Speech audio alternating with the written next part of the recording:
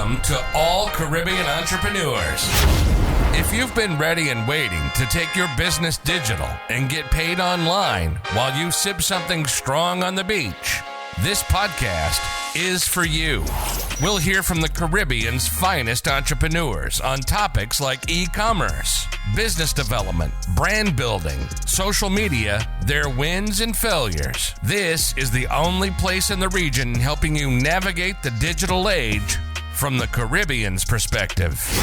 This is Digipreneur FM. And now, let's give it up for the Digiboss himself, Mr. Karan Rose. Thank you to everybody tuning in to another episode of the Digipreneur FM podcast. You guys know who it is when you hear the sound of this voice. DJ, you gotta fade us all the way out. DJ, fade us all the way out so we can talk to the people. How are you lovely people in the Digipreneur family doing today? How is everybody doing? How has the year started off for you?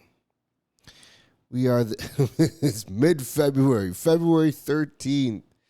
It is a Monday. And we are at, let me tell you, this is episode number 122. This is episode number 122. I'm finally back in the country. So remember last episode I said that we wouldn't get an episode for about a week. And boy, oh boy, was I was on a Caribbean tour, man. I was on a Caribbean tour. So last week, my first stop was in Jamaica. Spent the day and night in Jamaica. Jamaica's always a vibe, you know. The minute I touch down, I got to go link my people. Shout-outs to Dr. Terry Carell-Reed. Shout-outs to Garfy. And shout-outs to Alex Sterling. I went and checked my people. And, man, I went and got my food. I got my jerk chicken. I drank some Red Stripe. I got my festival. You know, I got what I was only there for the night, so I got what I needed, right? And then we left. First thing in the morning, I was gone. So first thing in the morning, we left, and then we flew over to Turks and Caicos. Spent the day in Turks and Caicos, and honestly, man, Turks and Caicos is the most beautiful country that I have seen with my own two eyes. Like, I've never seen such white sand, such blue water, such clear water. Like, the water looks the water is see-through.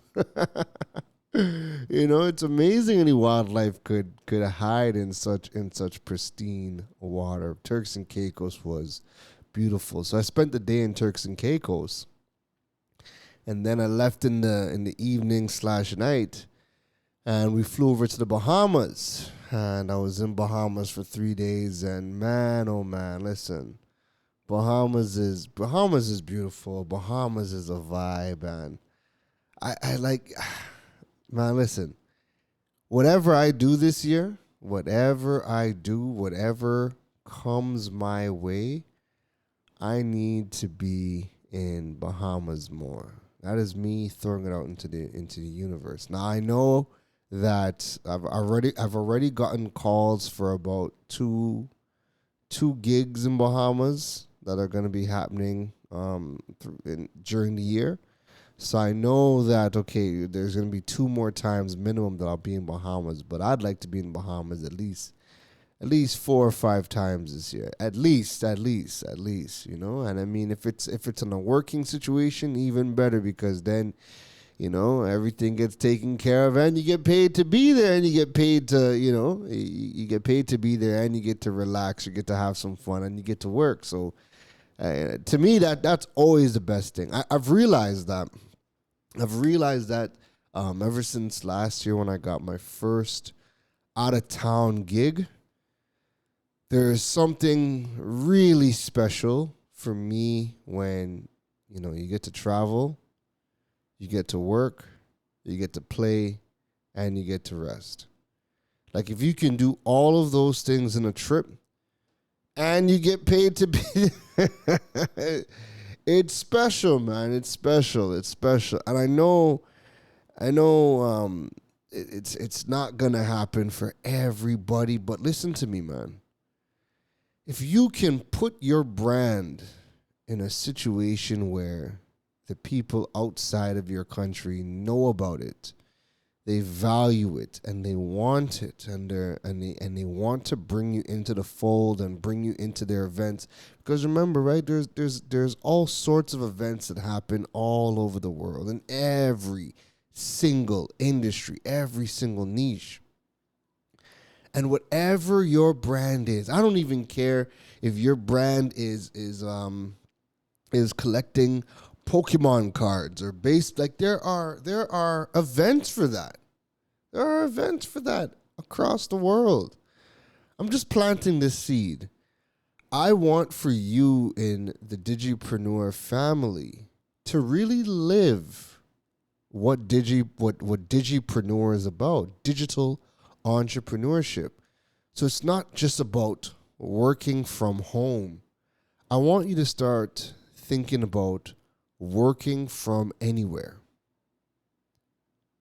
Digital entrepreneurship is not just about working from home. I want you to start embracing working from anywhere. Now, thankfully, if you listen to this podcast and you're already in Trinidad and you're already in Jamaica, I mean, listen, to be able to just work from anywhere living on a Caribbean island is already a blessing, right? It's already a blessing. But now if you can start to put yourself in a situation, build your brand to the point where now you're getting booked in other countries. And like I said, you're getting paid to go there, so you get to work. You're getting paid to relax. You get to rest. You get to play. If you can put, if what you do combines all of those things, you're going to be in a great situation, man. So for me, like just being out there, I'm rejuvenated. I've realized, especially this trip, I've realized that my life is constructed in a way where I understand why I've never gotten burnt out. I understand now why I don't ever feel like I need a vacation, because my life is constructed where work, rest, play, they all intertwine and they're all seamless. So you've never heard me, since I started back in 2016, you've never heard me say I feel burnt out or I feel tired or whatever. Just how my life is. Everything works hand in hand. And that does not mean I'm always working, because I'm not. It looks like I'm always working. It looks like it. But there are days where I take a week off. But I have so much content and I have so much happening that I'm able to, share, new content that I would have done that just got released, repurpose old content. So you're always seeing me because I have this treasure trove of content, and and I've done so many things with other companies and brands, and sometimes they're slow to release a workshop that we did or content that we've done, and when I see them post it, I'm able to repost, and that might happen during a week where I'm mentally relaxing and I'm not really creating anything, and I'm just relaxing and just taking my time and enjoying whatever I have going on. So I really want you guys to start thinking about the true meaning of digital entrepreneurship, being able to not just work from home, but work from anywhere. And if you can build your brand to that point where now you're going to be getting booked outside and you're able to blend work, rest, and play, trust me, burnout's going to be far, far, far, far from ever creeping up on you. And, life isn't boring. You're not going to get bored. There's always something happening, all right? So yeah, that's the preamble for today. We're back, right? Saying all that to say that we are officially back in Trinidad, and now it's Carnival Week. Oh my God! But you know what? I'll say this before we get into today's episode. It's Carnival week, and I have not gone to any parties in the last month and a half. I have not gone to any parties. I have not hung out. I have not done any of that stuff. And not because I'm anti-carnival or anti-partying. I just feel right now, and you know what? And Dr. Terry Carell said this when she was speaking at JMMB's Elevate 2.0 the other day, where she said she does not suffer FOMO. She does not suffer from the fear of missing out.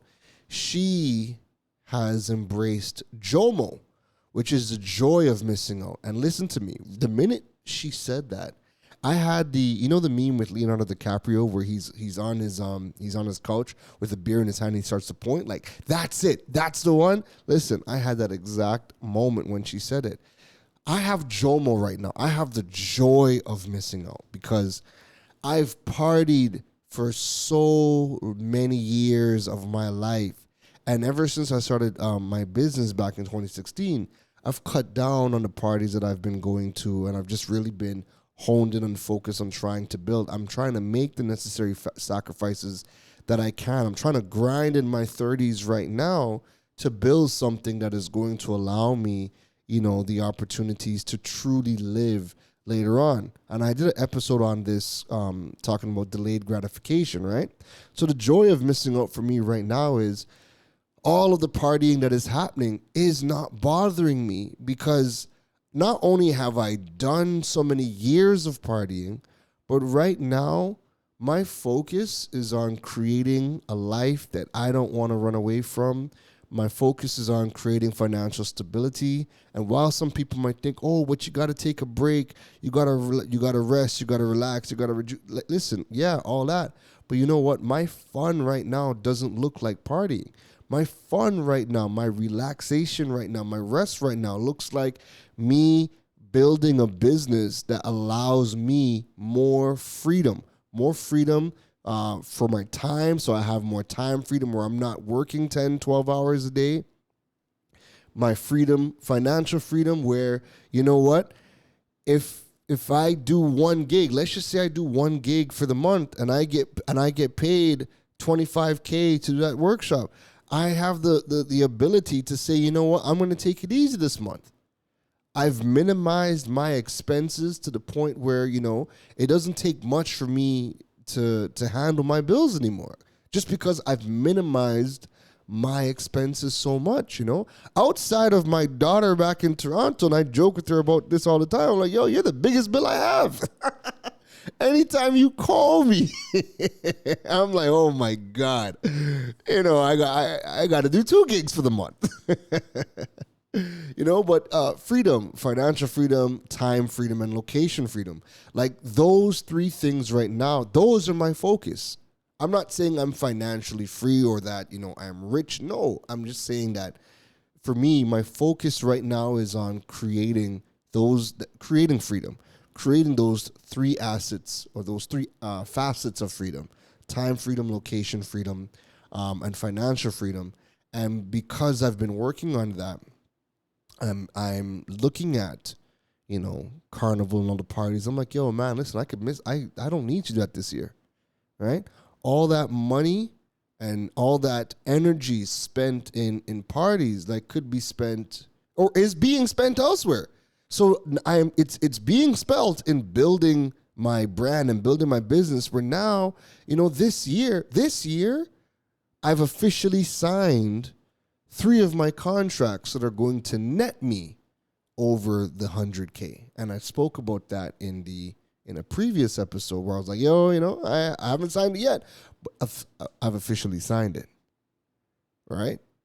And it took time and focus to get my brand and my skill set to a level where I can command the money that I want, right? So I could miss out on Carnival this year because right now, you know what? We're securing the money. The money is there. I can't wait. Everything starts after Carnival for me too. So that's another reason why I can't wait for Carnival to finish. But then now the calls to fly out are coming in more and more. The calls to speak, the calls to tour schools, like all the things that are giving me life right now are happening. And the fun in partying for me isn't there right now. The fun in building this thing that we're trying to build, that's where the fun is. Putting my energy, all that time where I could be at a party where you know you're going to be drinking, you know you're going to be up the entire night, and you're going to need a day or two to fully recover to get back into this. I don't need that right now.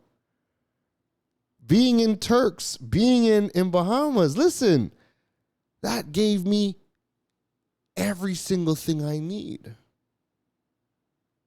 So that delayed gratification where you're working on your goals and it's going to put you to a point where you hit that next level, you need to start thinking about that.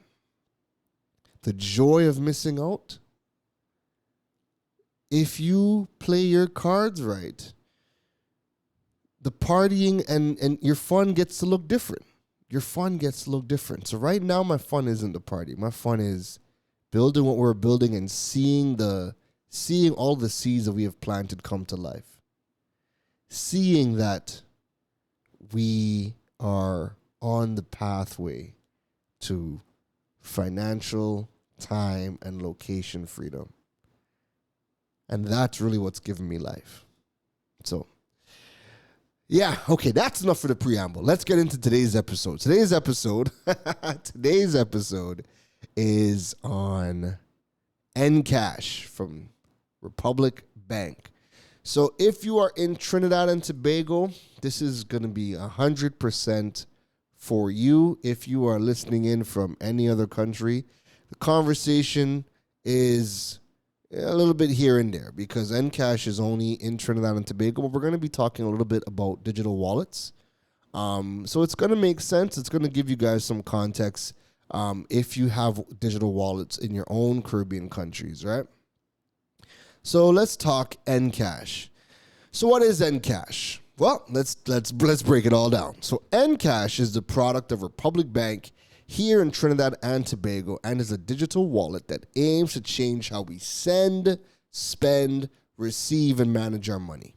It launched 2 years ago. It launched in March 2021, and it's been a full 2 years. And guess what? It is still pretty much unknown. It is still pretty much unknown. In preparation for this podcast, I ran some polls. I asked people, and the majority of the people that I know personally that I asked, hey, have you heard of Endcash? The people just said no, they haven't heard of it. And then when I went online and expanded the audience and I took some polls, we'll get into those results, but the results are not good. It's still relatively unknown. And we are now seeing other digital wallets coming into the marketplace, like Paywise, like the news from TSTT/B-Mobile, and also a company called Pesh.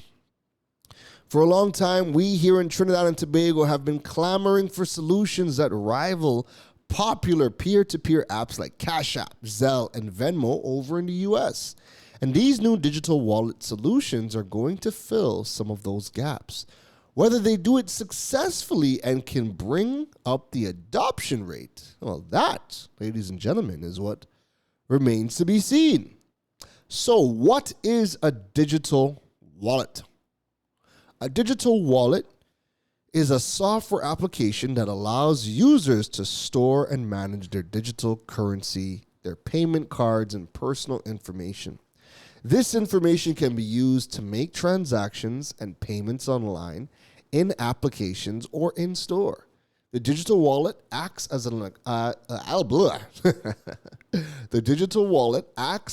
electronic version of a physical wallet, providing a secure, convenient, and easily accessible way to manage and use your financial information. If you have never used a digital wallet before, here are 5 benefits and reasons why people use digital wallets. The first, convenience.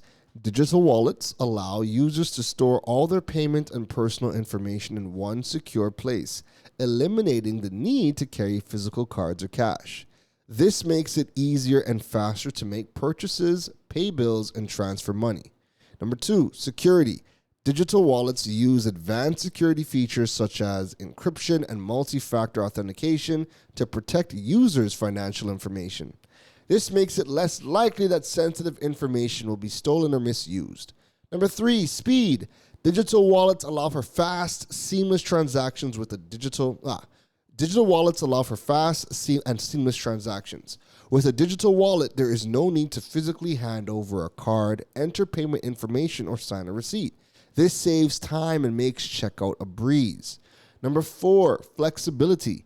Digital wallets can be used for a variety of purposes, including online shopping, in-app purchases, and in-store payments. This versatility allows users to manage all of their financial transactions in one place.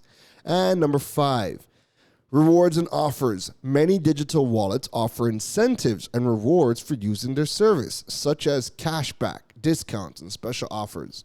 This can help users save money and get the most out of their digital wallets. So now that you know what a digital wallet is, well, how do we get started with Endcash and how does it work? Let's dive into that. So how does Endcash work? You first start by you download the app, or you could register via the website. You have to add money to your digital wallet with your Visa, your MasterCard, or your Visa debit cards, right? Your regular bank cards. And then you're able to send, spend, receive, or manage your money. It's also a networking platform, so you can, connect with friends, connect with other people, and network on their Endcash app. And you're able to find nearby businesses that use the Endcash because they have a feature that brings up a map that shows all of the businesses that use Endcash. Now, Endcash does a good job on its website making it clear what is free to do on the app and what will incur a charge. So here are some of the things that you can do for free in the Endcash app. Opening your Endcash account. You can do your monthly servicing of your account. You can send money, receive money. You can pay for goods and services in-store, online, and remotely. Again, this is free. You're also going to get real-time updates. Just keep in mind that it's going to be using the data from your device, whether that be Wi-Fi or whether that be your own data plan. And you also get 24/7 customer support. And again, that's going to be using the regular phone rates and stuff like that. Those are what you can do for free. But what about the transactions that incur a charge? Well, here's where Endcash makes their money. So to load your wallet is going to be $3.50 TT dollars per transaction. To transfer funds to your bank account or to cash out, to your branch, and I'll get into that. So to transfer funds to your bank account, if you have money in your wallet, it's going to cost you $10 to cash out. Now, Endcash also allows you to cash out, but you can go and collect physical cash or you can get a check. And if you want to do that, if you want to collect a manager's check, then it's going to be $30. It's going to be $10 for the cash out fee and $20 for the manager's check fee. All right? Here are your daily transaction limits. Keep this in mind, folks. To transfer peer-to-peer. So if I have my brethren and my brethren says, yo, I'm at a restaurant, I'm trying to take a girl out right now, but yo, I'm short some funds. Can you send me some bread? Well, your brethren can send you up to $1,000. So $1,000 per transfer, right? $1,000 per transfer. You can send a maximum of $3,000 per day. So $1,000 per transfer and $3,000 can be transferred per day. All right. In order to pay merchants, you can spend up to $10,000 per day to pay a merchant. Okay. And to load your wallet, you could only do a maximum of $1,000 per load. So remember, it costs $3.50 to load your wallet. And you can only do a maximum of $1,000 per load. and you can only do a maximum of $10,000 loaded into your wallet per month. So $1,000 per load at $3.50 per load, and then you can only load a maximum of $10,000 TT per month. Right? So I have a little bit of an issue with that, but you know what? We'll keep it going. Transaction time. I'm just giving you what Endcash is and how it works, and I'll give you guys my thoughts, right? So transaction time. So if you're gonna do a wallet to wallet transfer, again, if your brethren links you and says, "Yo, I'm taking a girl out on a date. I'm broke. Something's going on. Yo, send me some bread." When you send that money to him, the wallet to wallet transfer is instantaneous, right? If you want to load money to your wallet from your debit card or from your credit card, the load is instantaneous as well. Wallet to bank account transfer. You want to cash out to your bank account, the transaction takes 1 business day. And if you want to do a manager's check or you want to physically withdraw cash, you want to cash out and collect the money at your bank, that is going to happen within 7 business days. 7 business days from the cash out request. All right. So those are the transaction times. So let me give you guys my thoughts on Endcash right now. I've been using it since December. All right. Let me give you my thoughts. So when Republic Bank first released the app 2 years ago, I remember downloading the application and never making it past the point of registering an account because the app kept on crashing and it kept on freezing. And a couple of my friends were experiencing the same problems too. There was just so many kinks in it that we never got past the registration and we just ended up deleting the app, right? That's when it first came out back in March 2021. Again, remember, this has been out 2 years. My God. After a few tries, I gave up. I uninstalled the application. It wasn't until December 2022 when Republic Bank started to make a heavy advertising push that I decided to try again. And then it hit me that I hadn't really heard anybody speak about Endcash since it launched in 2021 in March, which gave me some pause when I thought about it. If the app had improved since then, I'm positive that people would have been talking about it. Or for me, because of the space that I'm in, I would have at least heard about it between March 2021 and December 2022. And the fact that I just never heard anybody speaking about it, I didn't hear nothing about it, really, gave me some pause because I'm like, okay, there's clearly a reason why nobody's talking about it. I don't know anybody that's using it, and I haven't heard about it, right? Or I'm not hearing about it. So I was in Eddie Hart Grounds by the food truck area the other day in December when I saw a few reps, were trying to educate vendors and get vendors on it. Get vendors on using the services and helping them get set up. So it was a perfect opportunity for me to try it out because if you have been to that food truck zone, you know that 99% of the vendors there do not have a point of sale terminal. And you have to walk with cash, which is mad annoying right now, right? So I registered on the spot. I created an account. I added my debit card. And then I went through the process of loading the money from my bank account to the digital wallet. Now, when I was doing that, the first thing that came to my mind was, this is not how Cash App, Venmo, or Zelle works, right? With those applications, once you add your debit or credit card to the app, when you go to a place to make a purchase, the application automatically debits your debit card or your credit card when you're making the purchase, rather than having to go through the process of adding money to the wallet first, right? If you're going to pay somebody via Venmo or Zelle, then the minute you find out what your bill is, okay, your bill's $100, you just scan their QR code or type in their name, and when you send them $100, it just debits your credit card or debits your bank card, your debit card, right? So there is no adding money to the wallet.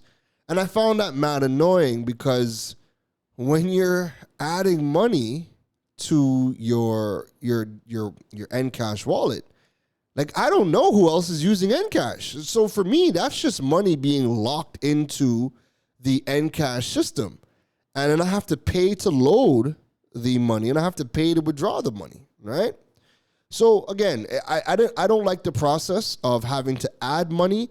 I believe that you need to remove friction in the process. And if I have to pay somebody via Endcash, that when I'm sending them the money, that is when it should debit the money. I should not have to load money. That's not how any other P2P payment platforms works, right? Cash App, Venmo, Zelle, none of them you have to load money in. Even PayPal, when you're making a purchase on PayPal online, you don't have to load money into your PayPal wallet to make the purchase. No, PayPal just debits your credit card or your Visa debit card. All right.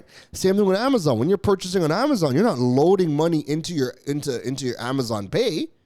When you're making a purchase on Google, these are all digital wallets, by the way. GPay, Amazon Pay, Sam's. You're not loading money into your digital wallet first. It just debits your credit card. So again, to me, this is really, really annoying that I have to load money in. And then again, I don't know when the next time I'm going to use Endcash. So if I'm not using it anytime soon, then that money's just there, and I got to pay to load it, I got to pay to take it back out. So I really don't like that at all. And that's a big that's friction for me, right? So anyways, going back to that evening, I found a vendor who was using Endcash. I scanned the QR code, I sent the payment over. It was quick and easy, right? The money was already, I put the money in my wallet, scanned the QR code, paid them quick and easy. Now, I tried the nearby feature on Endcash to see, because again, I've just put money into my account. I tried the nearby feature in multiple areas. Did it in Port of Spain? Did it by Eddie Hart? Did it home by me? I tried it in multiple areas to see what other businesses are accepting Endcash. And no matter where I go, it doesn't work. It just doesn't work. It just keeps on telling me no business is found. So my belief right now is that the nearby feature doesn't work. And again, if I don't know what businesses take Endcash, I'm less inclined to add money to my Endcash wallet because it's just going to be there, right? The majority of the places that I shop don't accept Endcash. So again, less incentive for me to be putting money into the wallet. Now, if it was just debiting my credit card or my bank card, then I would, it wouldn't bother me. If I seen it, I would use it. If not, it is what it is. But the fact that I have to put money and leave money there doesn't really sit well with me. And so I've been using the application for about 3 months now, and the question I keep coming back to is this. Does this improve what I'm already doing? Does this solve a problem? Does this really solve a problem? And my answer right now, this could change, right? But right now, no, it doesn't really solve a problem. For the most part, Endcash has just added additional steps to a process that was already pretty simple. And let me break that down. So I already spoke to you guys about loading the wallet. So the fact that we have to pay $3.50 to load the wallet every single time. We can only do a maximum of $1,000 per load, and you can only use up to $10,000. You can only add up to $10,000 for the month for the digital wallet. Again, these are drawbacks, right? Because if I want to pay a business, if I want to go buy a furniture or something that's more, maybe I want to use Endcash more than just $10,000 allowed for the entire month. Essentially, you can only use up to $10,000 a month. So ideally, this is only ever going to be, good for small purchases, right? Food and small stuff. This is not in mind with like you truly using this a lot. Because you're capped at $10,000 for the month. That's your cap. You could only spend $10,000 a month with Endcash. So, again, those are things that are a bit of a drawback. But let me continue. If the business already has a point of sale terminal, especially now that all of the banks have rolled out the terminals that have tap to pay, and we could use our Visa debit cards for tap to pay, or the business has signed up with WePay, Fagaro, PayPal, or any of the services that allow for QR code payment links, then I can easily use my debit card or credit card to make a payment to the business without having to load money into my wallet to make the payment, right? So rather than having to, so what happens is a business will be like, hey, how do you want to pay? Do you want to use your card or do you want to use Endcash? Well, because I have to load money into my Endcash wallet and I have to pay for loading money into the Endcash wallet. And when you look at your plans with your banks, and this is a good time to revisit your banking plans, the majority of transactions at point of sale terminals are free with your plan, or they give you an allotment of 50 purchases, 50 times you could use your credit card for the month, right? But you get an allotment to make your purchases. So me having to load the wallet and pay the $350. If the business is offering, hey, do you want to use your card to pay, or do you want to use Encash? I would just whip up my card and tap to pay, or swipe my card, or insert my card and pay, because I don't have to add money to anything. I just use my card and pay. It's faster, right? Versus having to load the wallet and then send the payment. So that they've just put more friction, right? And I've seen it where the places where they do have Encash, I've always opted to just pay with my bank card because it was just easier, right? So that's the big drawback for me. That's number one.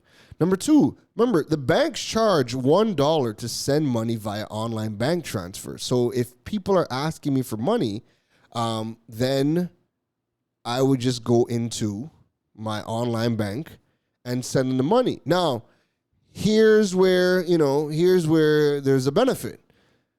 Let's say the person, man, listen, I'm trying to make a case for it too, right? So I was going to say this. We know that when you do online bank transfer, unless the person banks with the exact same bank as you, that's the only time it's instantaneous. But if the person is banking with another institution, it can take up to 2 business days, depending on the time when you send the funds. It could take up to 2 business days for you to receive your money. And some people will say, depending on who you're banking with, it'll take longer, right? So let's just say it can take up to 2 business days. It takes between 1 to 2 business days if you do an online bank transfer and you're sending the money to somebody else, into a different institution, right? Now, the case I was going to say, but I'm thinking it through and it doesn't really work like that, is let's just say if your brethren calls you, he's on a date, he needs money. If you send him money on Encash, he's going to get it instantly. But if the place that he is at doesn't accept Encash, then it's still going to take a business day for him to withdraw the funds from Encash and deposit it into his bank account, where he could then use his debit card to use the money. So the only way, the thing it's going to work out instantaneously is that if the business themselves that he is at, the establishment he is at, in that situation, if they accept Encash, then yes, I could send him money via Encash. He would then get it instantaneously, and then he could now pay. But if there's a low number of businesses that accept Encash, then again, you're still in that situation of waiting a business day, and then you could still use online bank transfer. And then again, when it's going to come down to the fees, all right? Because you still have to go through a process. You still have to load money into your Encash wallet to be able to send the money, versus just logging into your online banking and just doing the normal online bank transfer, right? So keep all that in mind, right? So there's that. And then next up, okay, if the most I can pay a vendor with Encash is $10,000, but I can only load $1,000 at a time, this doesn't make much sense to me, because I should be able to load up the maximum I'm allowed to spend. So every time I load the wallet, it costs money. So we should be able to load the full $10,000 all at once to minimize our expenses, versus having to, if I want to spend $10,000, I gotta do individual $1,000 loads 10 times and spend $3.50 every single time I load the money. All right. Next up. You also need to have a bank account to use this application. And we know a large part of our population is unbanked or underbanked. If they could create an account without needing a bank account and load the app with, say, a top-up voucher like a phone card, then this would increase adoption rate amongst the unbanked. This would increase peer-to-peer transactions and even more, and even makes more sense for them to use this method of paying instead of always needing cash since they don't have a bank account. And we know right now the security risk with just having all this cash.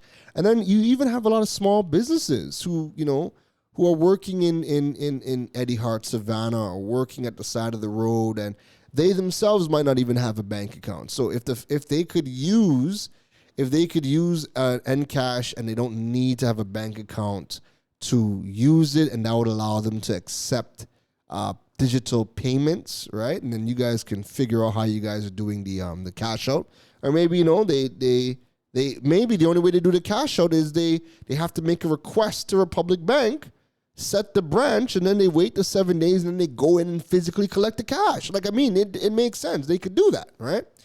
The other drawback is that this is only for people in Trinidad and Tobago. So let's just say you don't have any point of sale system. You don't have no QR code set up with WePay or Forgar or any one of them payment platforms. If you only have Endcash, then when foreigners are coming in, like how they are right now for Carnival, if you only accept Endcash, they can't pay you via Endcash because it's only for people with Trinidad bank accounts. So they would have to go and get cash to pay you. So there's a lot of limitations with Endcash, and I think right now, the reason why adoption rate is so low is because it could only truly be used in limited situations that make the most sense.